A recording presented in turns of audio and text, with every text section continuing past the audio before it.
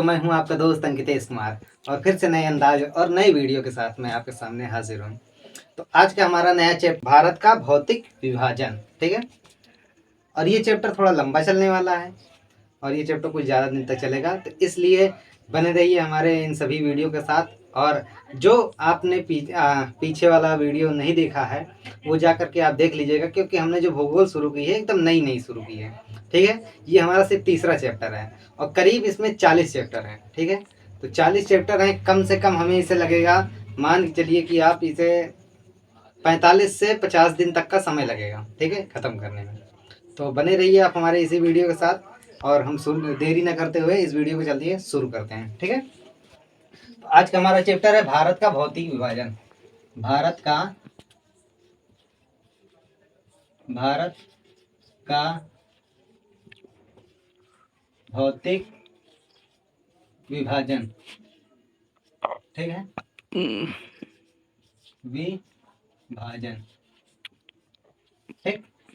भारत का भौतिक विभाजन हम कितने प्रकार से करते हैं? तो 6 प्रकार से करते हैं। कौन कौन से? पहले मैप के जरिए जान लेते हैं, ठीक है। एक ये ऐसे, ये इधर जो है ये क्या कहता है? ये नॉर्दर्न माउंटेन, यानी कि उत्तर के पर्वत। ये वाला हिस्सा क्या कहलाता है? उत्तर के पर्वत, ठीक। और उसी के ठीक नीचे वाला एरिया ये सब एरिया क्या कहलाता है? उत्तर के मैदान, उत्तर के मैदान, ठीक। और इसी के ठीक नीचे वाला ये एरिया क्या कहलाता है? मरुस्थल, यानी कि रेगिस्तान, रेगिस्तान, ठीक।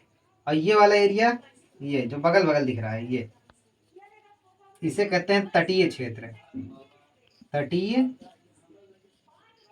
मैदान या तटीय क्षेत्र कह लीजिए, क्षेत्र। और ये वाला एरिया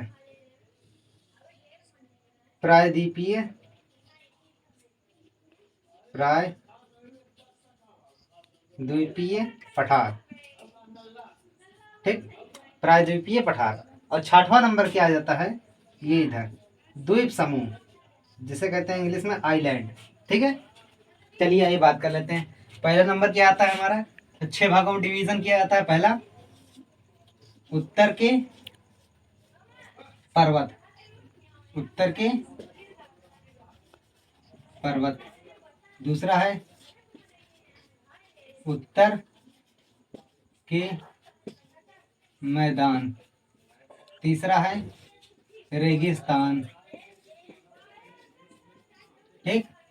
चौथा है तटीय या पठार, समझ लीजिए पठार। कौन सा? प्रायद्वीपीय पठार, प्रायद्वीपीय, ठीक, प्रायद्वीपीय पठार। पांचवा है तटीय क्षेत्र। ये तो रहे भारत का मुख्य जमीन का भाग, ठीक है। अब आते हैं हम ये 6वां नंबर क्या है? आइलैंड, यानी कि द्वीप समूह, द्वीप समूह। हमने सब जान लिया, ठीक है। अब इसमें जान लेते हैं, हम जानते हैं कि भारत का क्षेत्रफल कितना है। तो भारत का क्षेत्रफल है 32,87,263 वर्ग किलोमीटर, ठीक है। तो एक चीज और है, हर चीज जो होती है अपने में 100% होती है। तो ये जो क्षेत्रफल है ये अपने में कितना है? 100% है कि नहीं है? 100% है, ठीक है। तो इसी 100% का 40, 43% भाग मैदान ले जाते हैं, ठीक है। याद रखिएगा, अगर पूछा जाए कि मैदानों का क्षेत्रफल कितना % है पूरे भारत का, तो क्या बताएंगे आप? 43%, ठीक है। और उसके बाद दूसरे नंबर पे क्या आता है? 27.7% क्या आता है? पठार, ठीक है। उसके बाद 18.6% आता है पर्वत, ठीक। 18.6% आता है पर्वत। उसके बाद आता है 10.7%। 10.7% क्या आता है? पहाड़ी, ठीक है, 10.7% आता है पहाड़ी। चलिए हमने इतना तो जान लिया, ये सारी चीजें हैं, ठीक। अब इसमें समझने वाली क्या बात है, समझने वाली बात ये है कि ये पर्वत और पहाड़ी कहते किसे हैं, पर्वत और पहाड़ी कहते किसे हैं, ठीक है। तो पर्वत और पहाड़ी पहले से चित्र के जरिए समझते हैं, ठीक है। जो नीचे से चौड़े और ऊपर जिनकी चोटी होती है वो पर्वत या पहाड़ी कहलाते हैं। देखिए ये नीचे से चौड़े हैं, ये देखिए इतना भाग लिए हुए हैं, ठीक है, ऊपर इनकी चोटी है, तो क्या कहलाएंगे, पर्वत या पहाड़ी कहलाएंगे, ठीक है। और अब एक चीज और है भैया, पर्वत और पहाड़ी में अंतर क्या है, तो जिनकी ऊंचाई 600 मीटर से अधिक होगी वो पर्वत कहलाएंगे, यानी कि माउंटेन कहलाएंगे, और जिनकी ऊंचाई 600 मीटर से कम होगी वो क्या कहलाएंगे, 600 मीटर से कम होगी वो पहाड़ी यानी कि हिल्स कहलाएंगे, ठीक है। आइए जानते हैं इसके बारे में, थोड़ा सा पॉइंट लिख लेते हैं। पर्वत और पहाड़ी, पर्वत और पहाड़ी, ठीक है। जो नीचे से चौड़े, नीचे से चौड़े और ऊपर से क्या होता है, ऊपर से चोटी होती है, ठीक है, ऊपर से चोटी होती है तो क्या कहलाते हैं, पर्वत और पहाड़ी कहलाते हैं, ठीक है, समझ में आ गया। अब पर्वत और पहाड़ी में अंतर क्या है, तो पर्वत क्या कहलाएंगे, पर्वत उन्हें कहेंगे जिनकी ऊंचाई 600 मीटर से ज्यादा होगी, 600 मीटर से ज्यादा होगी वो पर्वत कहलाएंगे। पहाड़ी कौन कहलाएगा, पहाड़ी जिनकी ऊंचाई 600 मीटर से कम होगी वो पहाड़ी कहलाएंगे, ठीक है। आई बात समझ में, पर्वत और पहाड़ी हमने समझ लिया। अब एक चीज और आता है, कहीं कहीं लिखा रहता है पर्वत श्रेणी, पर्वत श्रृंखला, ठीक है, ये सारी चीजें लिखी रहती हैं, तो वो क्या है, ठीक है, पर्वत श्रेणी या पर्वत श्रृंखला, हम इंग्लिश में शायद रेंज भी लिखी रहती है, ठीक है। आइए उसे समझते हैं कि उसे कैसे कहते हैं। तो देखिए एक चित्र के माध्यम से समझते हैं पहले, ये देखिए ये एक चोटी हो गई, ठीक, अब इसी के साथ हमने कई चोटी जोड़ दी, ठीक है, ये तो ये क्या हो गई, एक पर्वत श्रेणी हो गई। अब देखिए ये, ठीक, ये क्या हो गई, कई पर्वत हो गए, कई पर्वत हो गई, ये कई पहाड़ी हो गई, तो ये क्या आ गया, पर्वत श्रेणी कहलाएगी। तो पर्वत श्रेणी किसे कहते हैं, पर्वत श्रेणी, ठीक है, कई चोटियों का समूह श्रेणी क्रम में हो या एक समानांतर क्रम में हो वो पर्वत श्रेणी कहलाता है, ठीक है। कई पर्वत चोटियों या श्रेणियों का समूह वो क्या है, श्रेणी क्रम में हो या समानांतर क्रम में हो या लगा रहे एक लाइन से तो क्या कहलाएगा, एक श्रेणी कहलाएगा, ठीक है। आई समझ में, ये बात समझ में आ गई। अब देखिए इसका एक उदाहरण देते हैं, उदाहरण के तौर पे हम जानते हैं यहीं पर पामीर ग्रंथि स्थित है, ठीक है, पामीर ग्रंथि स्थित है, ठीक है, ये पामीर ग्रंथि है, इसे क्या कहेंगे, पामीर ग्रंथि, पामीर नॉर्थ या ग्रंथि, हिंदी में लिख देते हैं ग्रंथि, ठीक, पामीर ग्रंथि। यहीं से एक पर्वत निकल जाता है, कौन सा, कुन-लुन पर्वत, कौन सा, कुन-लुन पर्वत, ठीक है, ये कहाँ चला जाता है, तो ये चीन में चला जाता है, ठीक। यहीं से एक पर्वत निकल जाता है, कौन सा, हिंदुकुश पर्वत, कौन सा, यहीं से एक पर्वत निकल जाता है हिंदुकुश पर्वत, हिंदकुश पर्वत, ठीक है, ये कहाँ पर है, तो ये अफगानिस्तान में है, ठीक है। यहीं से एक पर्वत निकल आता है सुलेमान पर्वत, कौन सा, सुलेमान पर्वत, ये कहाँ पर स्थित है, तो ये पाकिस्तान में स्थित है, ठीक। और यहीं इसी से हमारा निकलता है ट्रांस हिमालय। तो आप कहोगे सर हमने हिमालय तो सुना है, ये ट्रांस हिमालय क्या है? हिमालय पर्वत तो सुना है, लेकिन ट्रांस हिमालय क्या है? तो हिमालय पर्वत जो है ये नया अवलित पर्वत है, इसके बारे में बाद में पढ़ेंगे अभी हम। तो इतना जान लीजिए कि हिमालय पर्वत से पुराना पर्वत है ये, ठीक है। हिमालय पर्वत बाद में बना था, और ये ट्रांस हिमालय की उत्पत्ति या ये जब बना था ये बहुत पहले बन गया था, ठीक है। इसे क्या कहा जाता है? ट्रांस हिमालय। इसकी 4 श्रेणियां आती हैं, ठीक है। 4 श्रेणियां आती हैं। पहले ही आती है काराकोरम, काराकोरम, ठीक। दूसरा लद्दाख, तीसरा आती है जास्कर, ठीक है। तीसरी आती है जास्कर, हम यहाँ पे जगह नहीं है, यहाँ पे लिख देते हैं, ठीक है। तो ट्रांस हिमालय, ट्रांस हिमालय, ठीक है। ट्रांस हिमालय की 4 पर्वत श्रेणियां आती हैं। कौन कौन सी? कौन कौन सी आती हैं? तो पहला आता है काराकोरम,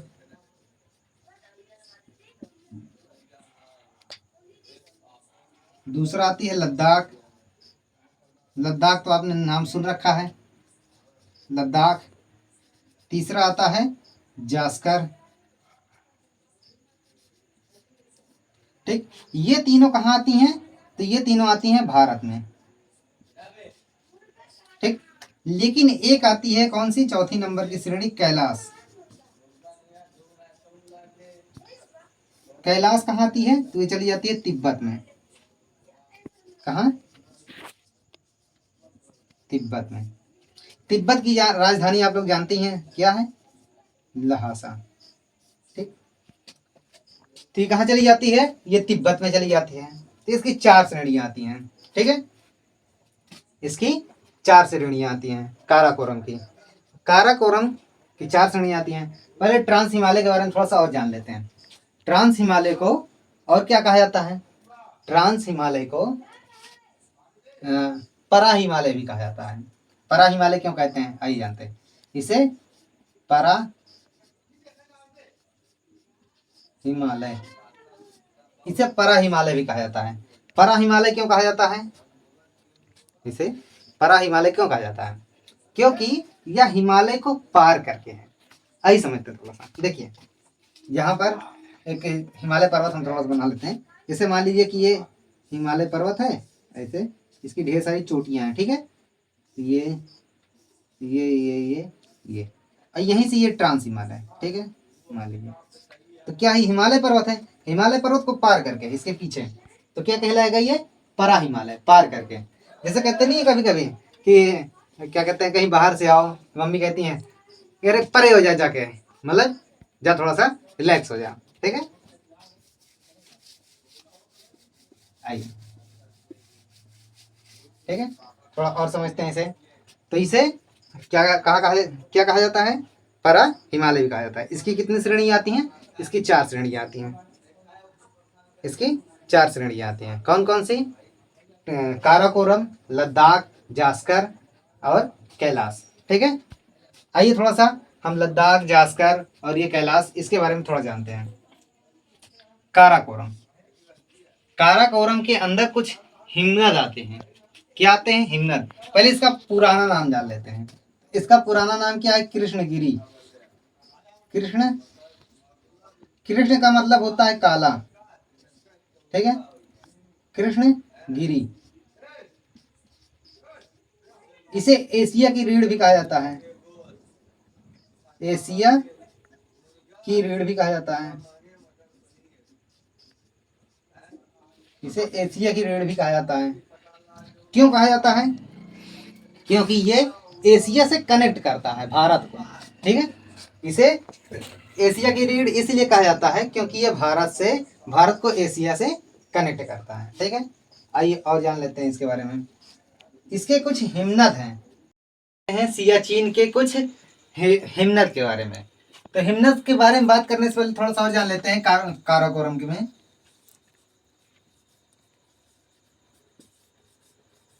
काराकोरम के बारे में कुछ खास चीजें, ठीक है। नंबर 1, क्या है, काराकोरम जो है यह भारत की सबसे उत्तरी पर्वत श्रेणी है। क्या है, यह भारत की सबसे उत्तरी पर्वत श्रेणी है। पर्वत श्रेणी, यह भारत की सबसे उत्तरी पर्वत श्रेणी है। और इसी में दुनिया की दूसरी सबसे ऊंची पर्वत श्रेणी आती है। ठीक है, इसी में दुनिया की दूसरी सबसे ऊंची पर्वत श्रेणी आती है। कौन सी, उसे का नाम क्या है, K2, यानी कि गाडविन ऑस्टिन। गाडविन ऑस्टिन, ठीक है। यह विश्व की दूसरी सबसे ऊंची चोटी है। ठीक है, इसकी ऊंचाई कितनी है, तो 8611 मीटर। इसकी ऊंचाई कितनी है, तो 8611 मीटर। ठीक है, और ये कहाँ पर आती है, तो ये पाक में आती है, पीओके में। ठीक, और ये पीओके में आती है। तो ये भारत की सबसे ऊंची चोटी कैसे हुई, क्योंकि आपको याद होगा कि जो कश्मीर के राजा थे, राजा हरि सिंह ने कश्मीर का विलय भारत में किया था। तो उन्होंने विलय पत्र पर साइन किया था। तो जब, ये कब की बात है, जब नेहरू जी भारत के प्रधानमंत्री थे और उस समय सरदार वल्लभ भाई पटेल भी थे। ठीक है, तो उस समय जो है उन्होंने क्या किया था, विलय पत्र पर साइन किया था। किसने, राजा हरि सिंह ने। तो जब साइन किया था तो उस पल से वो जमीन भारत की हो गई पूरी। ठीक है, वो भारत का हिस्सा हो गया। ठीक है, तो ये जब उन्होंने साइन किया था उसके बाद क्या कहते हैं, पाकिस्तान वालों ने कश्मीर के कुछ हिस्से पर कब्जा कर लिया, तो जिसको पीओके कहा जाता है। ठीक है, तो इस हिसाब से वो क्या हुआ, भारत जो है, कश्मीर जो है क्या है, भारत का ही हिस्सा है। तो भारत का जब हिस्सा वो है तो पीओके भी लिखित तौर पर भारत का हिस्सा है। ठीक है, तो क्या हुआ कि ये चोटी जो है किसकी है, ये भारत की है। ठीक है, तो भारत की सबसे ऊंची चोटी का नाम क्या है, गाडविन ऑस्टिन, यानी कि K2। ठीक है, अब आइए इसके कुछ हिमनद के बारे में बात कर लेते हैं।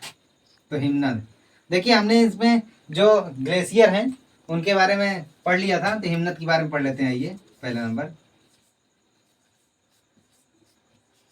हिमनद। हिम का मतलब होता है बर्फ, नद का मतलब होता है नदी। ठीक है, देखिए बियाफो, सियाचिन,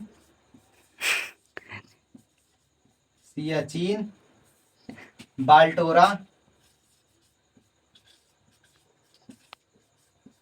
और हिस्पर, ये इसके हिमनद हैं। ठीक है, ये इसके हिमनद हैं। आइए, तो इसमें से एक हिमनद के बारे में थोड़ा जान लेते हैं, बहुत खास है, इसके बारे में बहुत पूछा जाता है। ठीक है, एक एक नंबर में बहुत सारे सवाल आते हैं। तो सियाचिन, ये कभी भारत का पहले था ही नहीं। ठीक है, ये भारत का नहीं था, ये भारत में नहीं आता था। तो 1984, कब, 1984 में भारत द्वारा एक ऑपरेशन चलाया गया। ऑपरेशन का नाम था ऑपरेशन मेघदूत। ऑपरेशन मेघदूत चला करके 1986 में ऑपरेशन मेघदूत चलाया गया। मेघदूत चलाया गया, भारत द्वारा चलाया गया। ठीक है, चलाया गया भारत द्वारा। ठीक है, इसके इस ऑपरेशन के तहत सियाचिन को भारत में मिला लिया गया। ठीक है, उसके बाद आइए और चीज जान लेते हैं। सियाचिन, यह दुनिया का, भारत का ही नहीं, ये पूरी दुनिया का सबसे ऊंचा युद्ध स्थल है। तो यह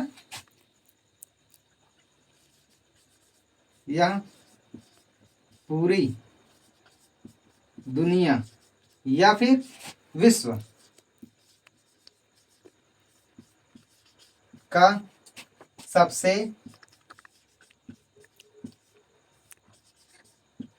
ऊंचा युद्ध स्थल है। यह दुनिया का सबसे ऊंचा युद्ध स्थल है। ठीक है, और इसके बारे में थोड़ा सा जान लेते हैं। आइए, सियाचिन। तो अब देखिए, हमने ये 2 पॉइंट तो नोट कर लिए, ठीक है। ये 2 पॉइंट हमारे लिए बहुत ही मोस्ट इम्पॉर्टेंट है, लेकिन इसमें से कुछ है जो हमें और जानना है। क्या हमने पढ़ी थी काराकोरम के जो क्या कहते हैं श्रेणी थी, तो उसमें से एक आता है काराकोरम, लद्दाख, जास्कर और कैलाश। तो उसमें से हमें पढ़ना क्या क्या है, तो काराकोरम, लद्दाख, जास्कर। कैलाश क्यों नहीं पढ़ना है, क्योंकि वो भारत के बाहर आता है, ठीक है। जब हम भारत के बाहर वाली चीजों को पढ़ेंगे तब उसे भी पढ़ेंगे, ठीक है। अभी हम भारत की ही चीजों को पढ़ रहे हैं, तो सिर्फ भारत को देखेंगे, ठीक है। काराकोरम की बात क्या आता था, लद्दाख आता था। तो आइए लद्दाख के बारे में बात करते हैं, ठीक है। लद्दाख, यह काराकोरम के दक्षिण में स्थित है। यह काराकोरम के दक्षिण में स्थित है। दक्षिण में स्थित, यह काराकोरम के दक्षिण में स्थित है, ठीक है। और लद्दाख और जास्कर के मध्य सिंधु नदी प्रवाहित होती है। लद्दाख और जास्कर के मध्य सिंधु नदी प्रवाहित होती है,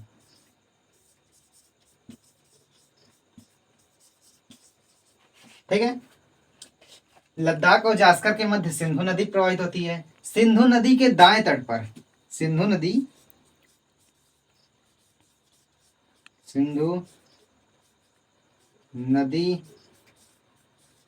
के दाएं तट पर लेह शहर स्थित, लेह शहर स्थित है, ठीक है। यह भारत का न्यूनतम वर्षा वाला स्थान है। यह भारत का न्यूनतम वर्षा वाला स्थान, यह भारत का न्यूनतम वर्षा वाला स्थान है। इसे लद्दाख को सबसे ऊंचा पठार भी कहा जाता है। लद्दाख भारत का ऊंचा पठार भी, ठीक है, यह भारत का ऊंचा पठार भी है। लेह जो है ना, उसे और एक चीज कहते हैं, क्या पता है, इसे ठंडा रेगिस्तान भी कहा जाता है, ठीक है। ठंडा रेगिस्तान भी कहा जाता, इसे ठंडा रेगिस्तान भी कहा जाता है, ठीक है। ये तो हो गई, ये जो हमारे मेन पॉइंट थे हमने इसे नोट डाउन कर दिया, ठीक है। और यहीं पर थोड़ा सा बात कर लेते हैं, ज्यादा नहीं बात करनी है। यहाँ पे एक है क्या, लद्दाख जास्कर, यहाँ पे थोड़ी सी हम जास्कर की बात कर लेते हैं, ठीक है। जास्कर, ठीक, जास्कर, जास्कर में एक जगह है द्रास, क्या, द्रास। इसे जो है लद्दाख का प्रवेश द्वार भी कहा जाता है, क्या, प्रवेश द्वार। इसे लद्दाख का प्रवेश द्वार भी कहा जाता है, ठीक है। और यह भारत का सबसे ठंडा स्थान है। कौन सा ठंडा स्थान ठीक है, तो एक बार इसे रिपीट करते हैं। भारत के सबसे उत्तर में कौन सा क्या स्थित है? पामीर ग्रंथि स्थित है। पामीर ग्रंथि से एक पर्वत निकलता है कुनलुन, जो चला जाता है तिब्बत में, यानी कि चीन में चला जाता है। एक पर्वत निकलता है जो चला जाता है अफगानिस्तान में, उसका नाम है हिंदुकुश पर्वत। और एक पर्वत निकल जाता है सुलेमान पर्वत, ये कहाँ चला जाता है? पाकिस्तान में। और इसी पामीर ग्रंथि से कुछ श्रेणियां निकलती हैं जिसका नाम है ट्रांस हिमालय। ये ट्रांस हिमालय निकलता है जो भारत में चलाता है। ठीक है, इसकी कुछ श्रेणियां हैं। कौन कौन सी? तो इसकी श्रेणियां हैं काराकोरम, लद्दाख, जास्कर और कैलाश। ठीक है, कैलाश चला जाता है तिब्बत में। इस ट्रांस हिमालय की 3 श्रेणियां आती हैं भारत में। ठीक है, तो हमने ट्रांस हिमालय के बारे में पढ़ लिया। अब हम पढ़ने वाले हैं हिमालय पर्वत के बारे में और इसकी उत्पत्ति के बारे में। और जो ट्रांस हिमालय है यह हिमालय पर्वत से पुराना हिमालय पर्वत है। ठीक है, हिमालय पर्वत से पुराना, और ये दोनों अलग है। इन दोनों से एक दूसरे से कोई लिंक नहीं है। ठीक है, इन दोनों का एक दूसरे से कोई लिंक नहीं है। ठीक है, आइए बात करते हैं हिमालय पर्वत के बारे में। थोड़ा सा हिमालय पर्वत के बारे में। कौन से? हिमालय पर्वत के बारे में। ठीक है, हिमालय पर्वत की उत्पत्ति कैसे हुई, हिमालय पर्वत की लंबाई कैसे कितनी है, चौड़ाई कितनी है, इसकी ऊंचाई कितनी है, ये सारी चीजें आइए हम बात करते हैं। ठीक है, तो सबसे पहले हम जान लेते हैं हिमालय पर्वत। हिमालय पर्वत, हिम का मतलब होता है बर्फ, आलय मतलब होता है घर। ठीक है, हिमालय, हिम धन आलय, बर्फ का घर। ठीक है, आइए थोड़ा सा और जानते हैं। देखिए हिमालय पर्वत, पहले यहाँ से देखिए, यहाँ से ये ट्रांस हिमालय फैला हुआ है। ठीक है, यहाँ पे, और यहाँ से ही शुरू होता है क्या? हिमालय पर्वत। ठीक, ऐसे, और ये सिर्फ यहाँ तक नहीं गया, यहाँ से गुलाटी मार के और नीचे भी आता है ये। ठीक है, तो पहले आइए समझते हैं इसको। हिमालय पर्वत की 3 श्रेणियां हैं। ठीक है, हिमालय पर्वत की 3 श्रेणियां हैं।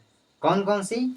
एक महान हिमालय जिसे वृहत हिमालय भी कहा जाता है, और उसके बाद है एक लघु हिमालय जिसे मध्य हिमालय भी कहा जाता है, और एक शिवालिक जो एकदम बच्चा है। ठीक है, 3 श्रेणियां हैं। ठीक है, तो पहले आइए समझते हैं हिमालय पर्वत। ठीक है, हिमालय पर्वत की लंबाई कितनी है? तो हिमालय पर्वत की लंबाई जो है वो है 2400 किलोमीटर। 2400 किलोमीटर। अगर चौड़ाई की बात की जाए तो पश्चिम में जो है चौड़ाई ज्यादा है। तो पश्चिम में जो चौड़ाई है वो कितनी है? तो पश्चिम में जो चौड़ाई है वो 500 किलोमीटर है। 500 किलोमीटर। और जो पूर्व में चौड़ाई है वो कितनी है? तो 150 किलोमीटर। ठीक, अगर यही हाइट की बात करें, ऊंचाई की, तो ऊंचाई कितनी है? तो 6000 मीटर। निकाल लीजिए, 6000 मीटर। ठीक, 6000 मीटर, ये तो हो गया। यहीं पर जो ये जो पश्चिम का हिस्सा है, ठीक है, तो यहाँ पर एक नंगा पर्वत स्थित है। तो जो ऐसे समझ लीजिए, भारत की हिमालय पर्वत की सबसे पश्चिमी चोटी का नाम क्या है? नंगा पर्वत। क्या? नंगा पर्वत। ये कौन सी चोटी है? तो पश्चिमी चोटी है। हिमालय पर्वत की पश्चिमी चोटी का नाम क्या है? नंगा पर्वत। ये कहाँ पर स्थित है? तो जम्मू कश्मीर में स्थित है। ठीक है, जम्मू कश्मीर में स्थित है। और यही बात की जाए कि अगर हिमालय पर्वत की सबसे पूर्वी चोटी का नाम क्या है? तो पूर्वी चोटी का नाम है, पूर्वी चोटी या पूर्वी श्रेणी का नाम नामचा बरवा। क्या? नामचा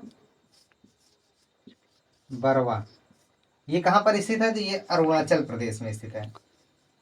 अरुणाचल प्रदेश। ठीक है, ये अरुणाचल प्रदेश में स्थित है।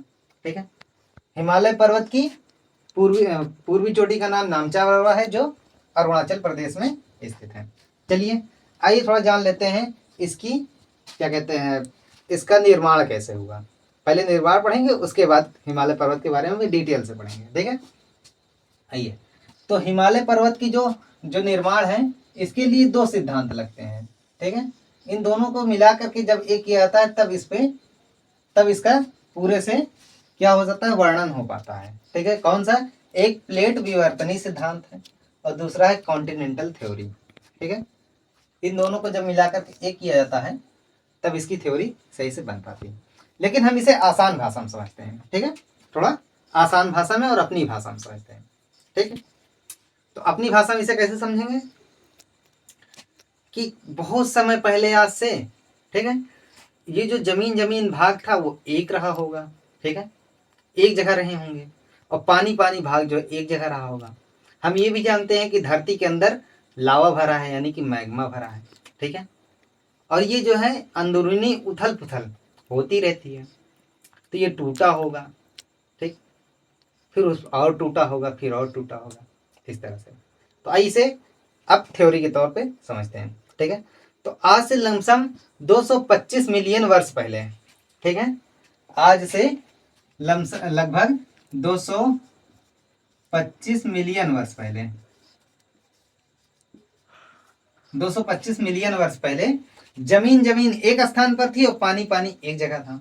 ठीक है, तो जो जमीन वाला भाग था उसे कहा गया पैंजिया महाद्वीप। क्या कहा गया?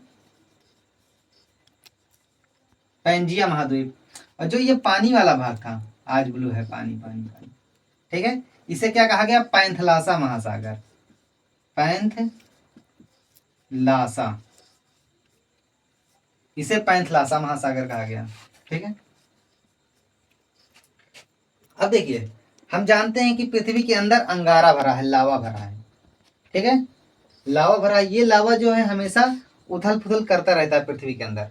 ठीक है, तो पृथ्वी के अंदर जो लावा भरा है, उसके उथल पुथल या पृथ्वी के जो लावा है उसमें आंतरिक गड़बड़ी के कारण ये दो भागों में टूट गया।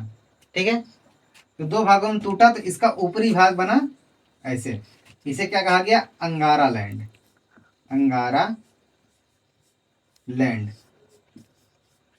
ठीक, या इसे लॉरेंसिया भी कहा गया।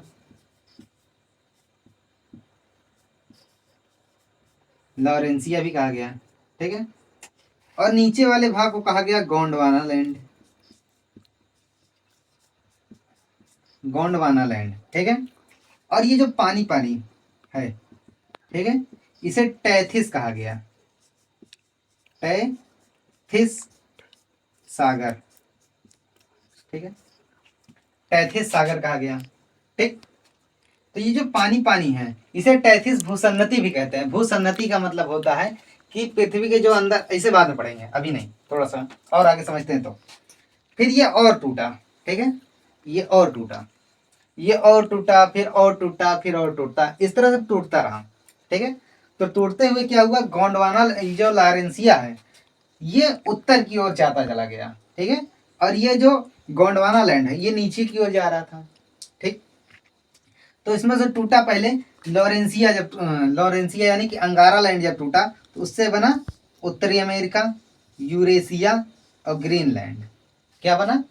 उत्तरी अमेरिका, यूरेशिया। यूरेशिया का मतलब होता है यूरोप प्लस एशिया।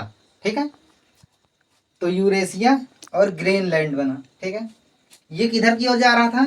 तो ये उत्तर की ओर जा रहा था। ठीक, उसके बाद जब गोंडवाना लैंड टूटा, तो उससे बना ऑस्ट्रेलिया, अफ्रीका, दक्षिण अमेरिका, अंटार्कटिका और अरब सागर। जितने भी, मतलब जितने अरब द्वीप थे वो बने। ठीक, तो अब क्या हुआ कि ये सारी चीजें टूटी, और इसी से भारत टूटा। किससे? गोंडवाना लैंड से। ठीक है, तो जो ये जब टूटा, तो ये जो अंटार्कटिका वगैरह था, ये नीचे की ओर जा रहा था, लेकिन जो भारत था वो उत्तर की ओर जा रहा था। ठीक, तो ये हमारा भारत का हिस्सा है। ठीक है, इसे हम थोड़ा सा ऐसे समझते हैं।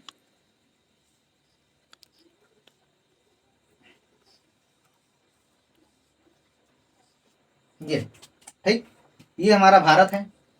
तो भारत का इतना हिस्सा जो था, ये गोंडवाना लैंड का भाग है।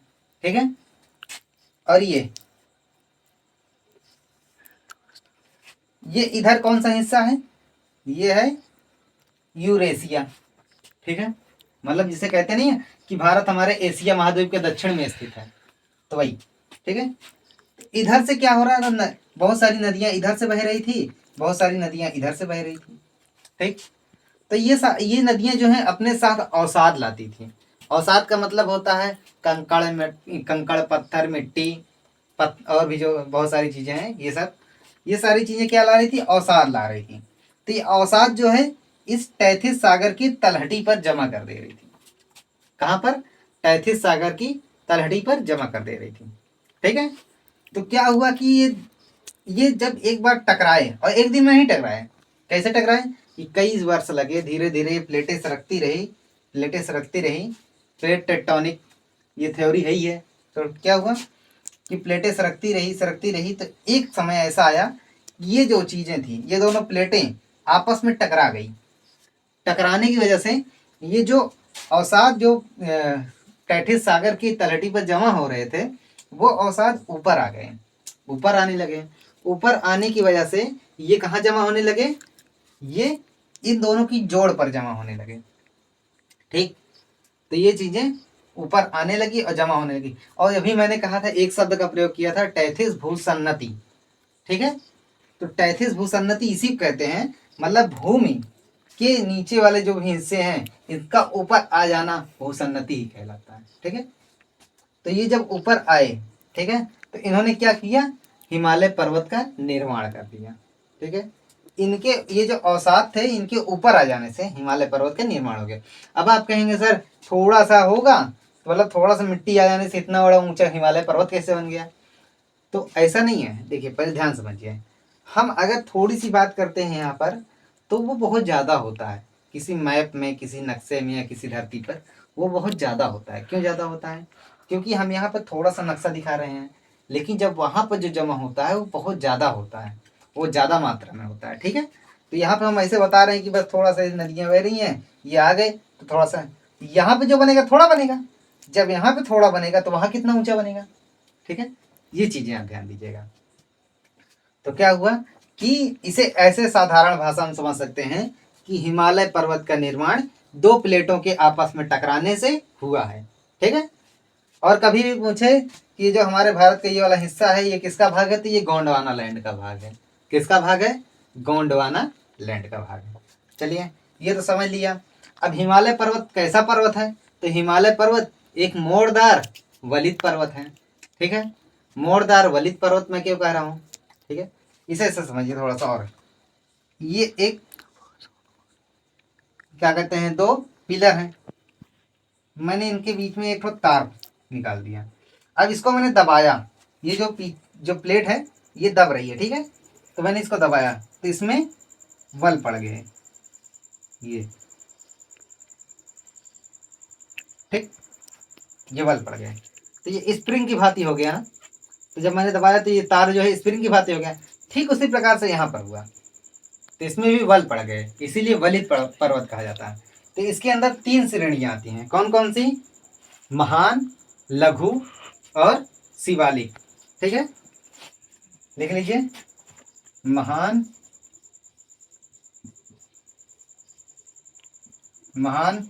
हिमालय, दूसरा है लघु हिमालय,